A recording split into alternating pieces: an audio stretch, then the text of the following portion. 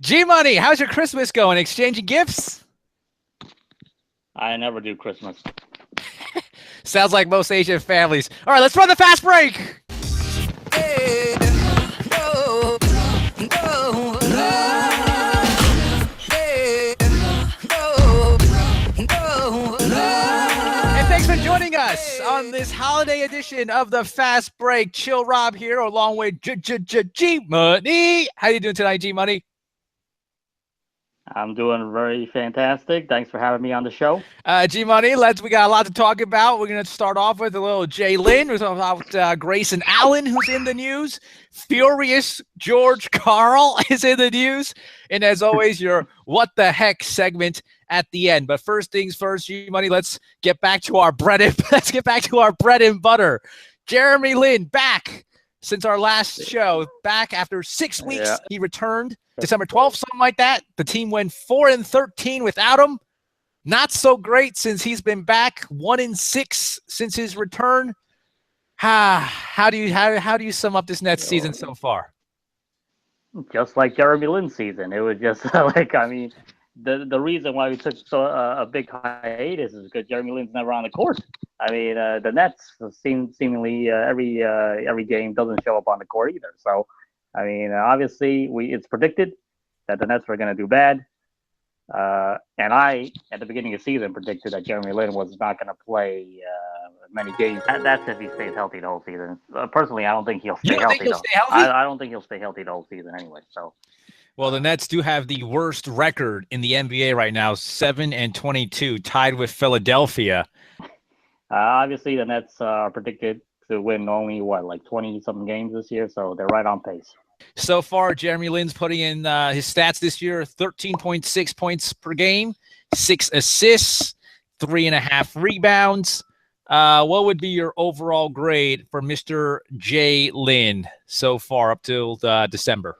For the grades he didn't play, I gave him a C. For the games he did play, I gave him a B-. How about that? Because how do you give him a C for games you don't play? It should be like just an incomplete. Because the Nets were playing better without him. That's not okay. Here comes the Jeremy Lin hate again. You never had anything good to say. They went 4-13 without him. How do you say they were better? What's their record with him? It's not much better than 4-13. It's slightly better. They were 2-3 before he got hurt. Look, I'm just saying that 2-3 plus 1-6 since he came back, right? So that's I think I messed that up. I think it was 1-5. 1-5 after he came back, and 2-3 before. So it's still a worse record than 4-13. I'm trying to look at the bright spots. They played the Rockets, they played the defending champions, the Cavs, they played the Warriors, the teams that they were gonna, they're gonna lose regardless. Well, they actually, if Jeremy Lin actually played well against the Warriors, I think he did. He had a double-double, didn't he? He had 12 points and 11 assists. I think he almost got a triple-double in that game. He got like 8 rebounds. Right. So I guess it's revenge against his old team, maybe. But, I think against the Warriors, they had a chance to win. But obviously, the Nets being the Nets, you knew that it wasn't going to last. So it was not a surprise there. But, they lost to Philadelphia, too. So you have to count that in. Even though they lost by 1 point, they still lost. Yeah, I just expected some better numbers, some more points at least. I thought he'd be more of a scorer. Assists, 6 sounds about right. 3.5 rebounds sounds about right. I just thought he'd be dropping more buckets. Well, you can't really judge him on this entire season since he's never been healthy. So, you got to see more consistency out of him in order to judge how he is doing as a whole. But obviously, the season it's just expected. It's just average. From the Nets perspective, I would call this season average. Did you see Kenny Atkinson got mad at him the other day, was yelling at him as he walked to the bench? I might have missed that one. Yeah, I'm not sure. What were they mad at? He missed a play? I don't know if it had to do with defense or something on the offensive end. He just walked by him and he was yelling at him, and Jeremy Lin didn't really look or talk to him. It didn't look like.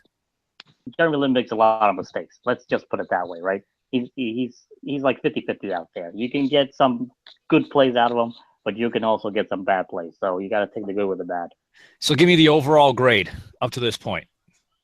One grade. Next team as a whole? No, who cares about the Nets? Just Jerry, just Jay Lin. Well, I said that the games he was out, it's a C, right? Yeah, The I games don't. he I was just there. one grade. I mean, we're One getting grade, to. I would take the average a B. How about that? I'll give him a B.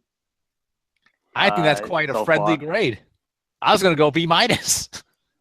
Well, there you go. See, I'm warming up to him. I'm warming up to him because I think it's not all Jeremy Lin's fault that the Nets are losing, and he's done his best, I guess, in this average offense. So what else can you expect from him? I mean, if it was a better offense and he's still playing like this, then I'll give him an F.